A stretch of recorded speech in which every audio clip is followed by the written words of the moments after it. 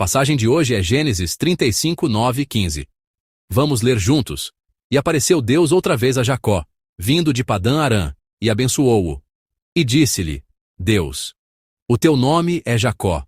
Não se chamará mais o teu nome Jacó, mas Israel será o teu nome. E chamou o seu nome Israel. Disse-lhe mais Deus: eu sou o Deus Todo-Poderoso, frutifica e multiplica-te. Uma nação e multidão de nações sairão de ti, e reis procederão de ti. E te darei a ti a terra que tenho dado a Abraão e a Isaque, e a tua semente, depois de ti, darei a terra. E Deus subiu dele, do lugar onde falara com ele. E Jacó pôs uma coluna no lugar onde falara com ele, uma coluna de pedra, e derramou sobre ela uma libação, e deitou sobre ela azeite. E chamou Jacó o nome daquele lugar onde Deus falara com ele, Betel. Amém. O tema da nossa mensagem de hoje é: quando Jacó se tornou Israel, Betel se tornou Betel. A longa história de Jacó está chegando gradualmente ao fim. Após esta passagem, embora Jacó apareça ocasionalmente na história de José, ele não estará mais no centro do palco, retirando-se cada vez mais para os bastidores de Gênesis. A passagem de hoje pode ser vista como a última história registrada com Jacó como personagem principal. Essa última história é resumida por dois nomes: Betel e Israel. Nenhum dos dois aparece aqui pela primeira vez. Anteriormente, Jacó teve a sua experiência em Betel enquanto fugia para a casa do seu tio materno e, no caminho de volta para a sua terra natal, recebeu o nome de Israel. O facto de estes dois nomes reaparecerem no último capítulo da vida de Jacó significa que a sua vida pode ser resumida por eles. Primeiro, Betel. Betel representa o momento em que, mesmo tendo saído de casa, Jacó experimentou a presença de Deus, a casa de Deus, naquele lugar. Betel foi o momento em que a sua ideia preconcebida de que Deus existia apenas na casa do seu pai, Isaque, foi quebrada. Em Betel, ele compreendeu que Deus está plenamente presente em todo o universo e que estava com ele, mesmo longe do seu lar. Para nós, que cremos, essa experiência é fundamental. É muito importante quebrar os nossos próprios preconceitos e noções fixas para reconhecer o lugar de Deus e encontrá-lo de uma nova maneira. Isso porque, mesmo vivendo uma vida de fé, muitas pessoas vivem presas a certas ideias preconcebidas sobre Deus. Quebrar essas noções fixas é um passo crucial para a maturidade na fé, assim como um pintainho que quebra a sua casca para nascer. É um evento que nos faz atravessar uma fronteira, romper uma barreira e passar a conhecer a Deus de uma forma mais profunda, mais ampla e mais magnífica. Por isso, esta experiência é extremamente importante para o amadurecimento da nossa fé. Para Jacó, Betel foi o momento que quebrou as suas noções limitadas sobre Deus. Não devemos confinar Deus dentro dos nossos pensamentos, mas devemos vê-lo como ele realmente é. Para que a fé cresça, essa experiência é de extrema importância. Muitas vezes, quando explico a Bíblia e prego a palavra, diversas pessoas partilham comigo: na minha vida de fé, já li a Bíblia tantas vezes e ouvi tantos sermões, mas é a primeira vez que vejo esta passagem ser interpretada desta forma.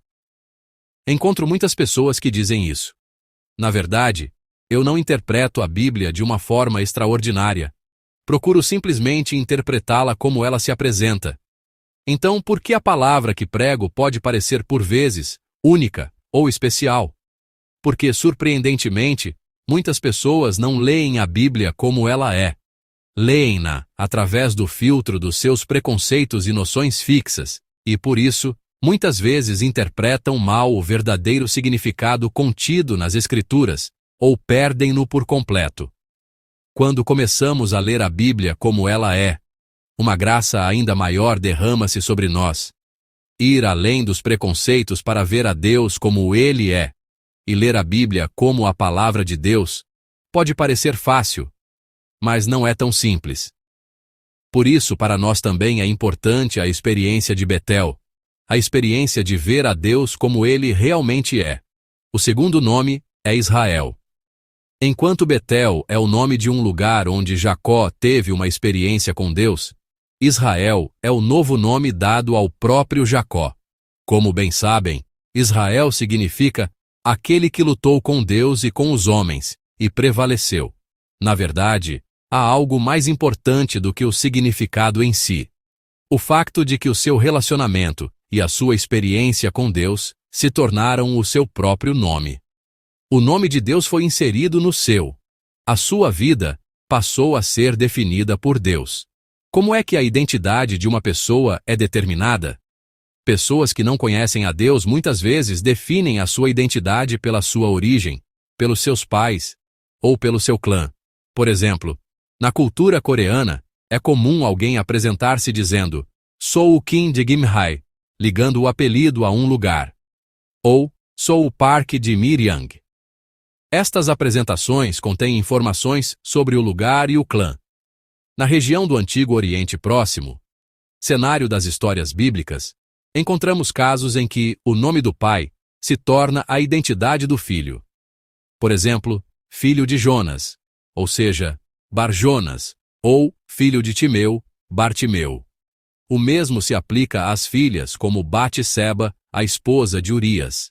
No entanto, uma identidade definida por critérios como região ou ascendência não pode ser um padrão eterno, imutável e inabalável. Em todas as épocas, quando nomes de família se tornam um problema, não é incomum que sejam mudados. Como sabem, disse que os descendentes de Wang-geon mudaram os seus apelidos após a queda da dinastia Goryeo. Na história mais recente, há exemplos de familiares de Hitler que mudaram o apelido para outros nomes, até mesmo nomes ingleses, durante e após a Segunda Guerra Mundial. Critérios como clã ou região não podem ser uma identidade eterna, são artificiais e podem ser mudados a qualquer momento. No entanto, se o relacionamento e a experiência com Deus forem gravados no próprio nome de uma pessoa, isso torna-se a sua identidade eterna e imutável, algo que não pode ser trocado por nada. O nome Israel é importante nesse sentido. O nome de Deus entrou no nome de Jacó. A sua vida tornou-se uma vida na qual Deus intervém. A jornada de Jacó, marcada por Betel e Israel, é extremamente significativa. Betel, o lugar onde ele encontrou a Deus profundamente, e Israel, o nome que recebeu no seu relacionamento com Deus. Uma vida em que Deus se torna o padrão e a identidade. Essa passou a ser a vida de Jacó, resumida por estes dois nomes. Mas, queridos irmãos, resumir a vida de Jacó apenas com isso seria precipitado. Porque na passagem de hoje, surge um nome muito mais importante, o nome mais importante na vida de Jacó. Vamos ler juntos a nossa passagem de hoje, o versículo 11. Disse-lhe Deus: "Eu sou o Deus Todo-Poderoso. Seja frutífero e multiplique-se. De você procederão uma nação e uma comunidade de nações, e reis estarão entre os seus descendentes." Amém. Aqui aparece um nome de Deus, o nome que o próprio Deus revela. Como é que Deus se apresenta? Ele diz: "Eu sou o Deus Todo-Poderoso." No hebraico original, como bem sabem, esta é a expressão. Deus apresenta-se como o Deus Todo-Poderoso e abençoa Jacó com a bênção de Gênesis, de ser frutífero e multiplicar-se. E mais uma vez, lembra-o da promessa de uma nação e de reis, que vinha desde Abraão. O Deus Todo-Poderoso. Este nome é especialmente importante na vida de Jacó porque também aparece no início da sua jornada. Quem tem a Bíblia, por favor, abra em Gênesis, capítulo 28. Vamos ler juntos os versículos 1 a 4. Então Isaque chamou Jacó, abençoou-o e ordenou-lhe: "Não se case com mulher cananeia. Vá agora a Padã-Arã, a casa de Betuel, pai de sua mãe, e case-se com uma das filhas de Labão, irmão de sua mãe. Que o Deus Todo-Poderoso o abençoe, faça-o frutífero e o multiplique, para que você se torne uma comunidade de povos. Que ele dê a você e a seus descendentes a bênção de Abraão, para que você tome posse da terra na qual vive como estrangeiro, a terra dada por Deus a Abraão. Amém. Isaque chama Jacó e ordena-lhe que vá para a casa de Labão, o seu tio. Ao enviar Jacó sozinho, Isaque preocupa-se com o caminho solitário que o seu amado filho irá percorrer, mas confia-o ao nome de Deus e abençoa-o. E nessas palavras de bênção, aparece o nome de Deus, o Deus Todo-Poderoso.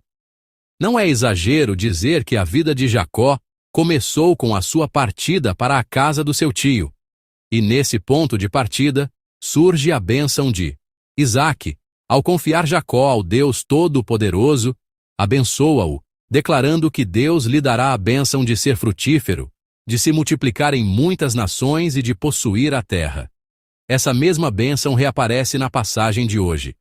Agora, no momento em que Jacó se retira para os bastidores da história, o próprio Deus aparece-lhe, lembrando-o da bênção recebida do seu pai e prometendo cumpri-la. Portanto, a vida de Jacó é uma vida que começa com e termina com. O Deus Todo-Poderoso interveio na sua vida, guiou-o quando ele não tinha nada e o abençoou, transformando Jacó em Israel. Esta é a vida de Jacó. Mas, queridos irmãos, não é apenas a vida de Jacó que é assim. Creio que a vida de todos nós, que cremos, é também uma vida que começa com e termina com. Deus procurou-nos primeiro. Quando não éramos nada, fez-nos seus filhos e abençoou-nos. A nossa vida vazia e sem sentido, Ele deu o grande e maravilhoso significado da filiação divina. E até hoje, Ele tem nos conduzido para que vivamos segundo a sua vontade. Naquele caminho solitário para a casa do tio, quando não tinha nada, Deus, através de, fez Jacó conhecer Betel. Mesmo num lugar estranho, Deus disse-lhe: você não está sozinho. Naquele lugar desolado, Ele encontrou-o e prometeu: eu estarei sempre com você, aonde quer que vá. O Deus Todo-Poderoso, através de Betel, fê-lo conhecer a Deus de uma forma mais profunda, para além dos seus preconceitos. E, mais uma vez, no caminho de volta para casa, um caminho de medo por causa do reencontro com Esaú, o Deus Todo-Poderoso fez de Jacó Israel. Ele gravou o nome de Deus na identidade de Jacó, ligando a sua vida para sempre a Ele. Amados irmãos em Cristo, Deus também nos encontrará assim, nos nossos caminhos solitários e temerosos. Que hoje seja um dia para termos uma experiência e um relacionamento mais profundos com Ele. É o que desejo e oro por todos, em nome do Senhor. Assim como a vida de Jacó começou e terminou com, o Deus Todo-Poderoso também conduzirá o nosso dia. E toda a nossa vida será uma jornada que começa, se desenrola e é guiada por o Deus Todo-Poderoso. Que todos nós, irmãos, vivamos desfrutando desta bênção. Em nome do Senhor, eu os abençoo.